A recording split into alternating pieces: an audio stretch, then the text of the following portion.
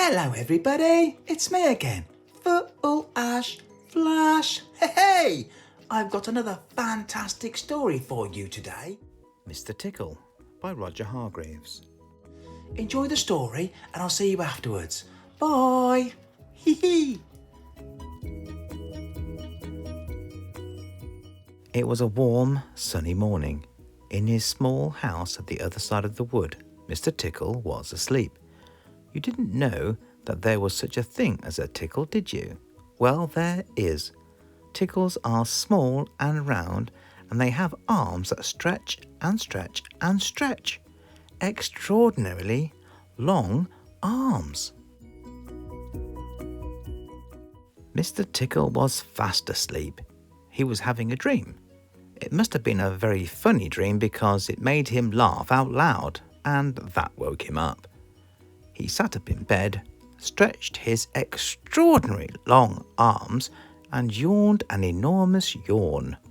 Mr. Tickle felt hungry. So do you know what he did?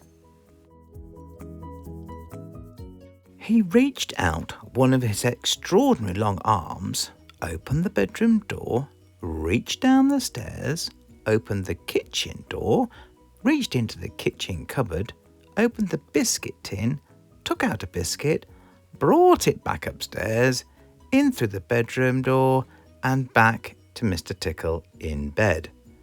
As you can see, it is very useful indeed having arms as long as Mr. Tickle's.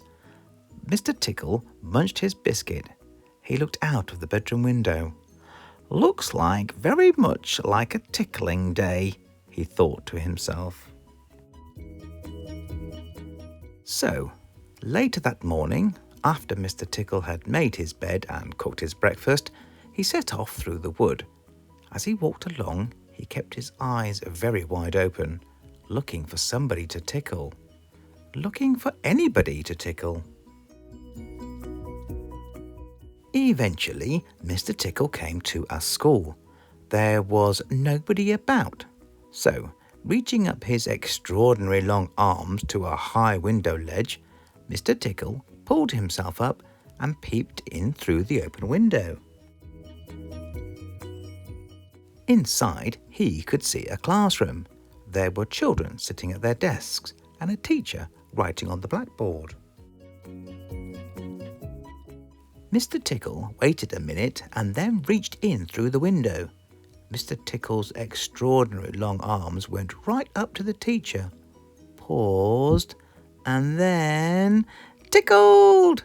The teacher jumped into the air and turned round very quickly to see who was there.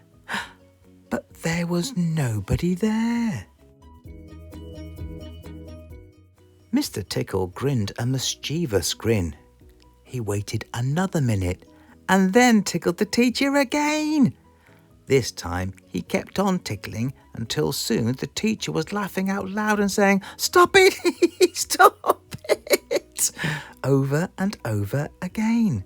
All the children were laughing too at such a funny sight. There was a terrible pandemonium.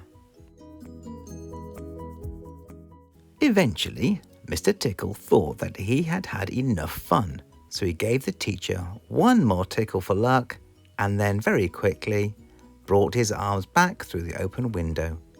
Chuckling to himself, he jumped down from the window, leaving the poor teacher to explain what it was all about, which of course he couldn't. Then Mr. Tickle went to town. And what a day Mr. Tickle had. He tickled the policeman on traffic duty at the crossroads in the middle of town. It caused an enormous traffic jam. He tickled the greengrocer just as he was piling apples neatly in his shop window. The greengrocer fell over backwards and the apples rolled all over the shop. At the railway station, the guard was about to wave his flag for the train to leave. As he lifted his arm in the air, Mr. Tickle tickled him, and every time he tried to wave his flag, Mr. Tickle tickled him until the train was 10 minutes late, leaving the station, and all the passengers were furious. That day, Mr. Tickle tickled everybody. He tickled the doctor. He tickled the butcher. He even tickled old Mr. Stamp, the postman, who dropped all his letters into a puddle. Then Mr. Tickle went home. Sitting in his armchair in his small house at the other side of the wood, he laughed and laughed every time he thought about all the people he had tickled. So, if you are in any way ticklish, beware of Mr. Tickle and his extraordinary long arms of his. Just think, perhaps he's somewhere about at this very moment while you're reading this book. Perhaps that extraordinary long arm of his is already creeping up to the door of this room. Perhaps it's opening the door now and coming into the room. Perhaps, before you know what's happening, you will be well and truly tickled!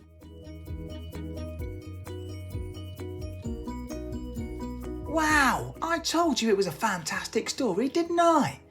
I'll see you again soon for another one. Bye! Hey!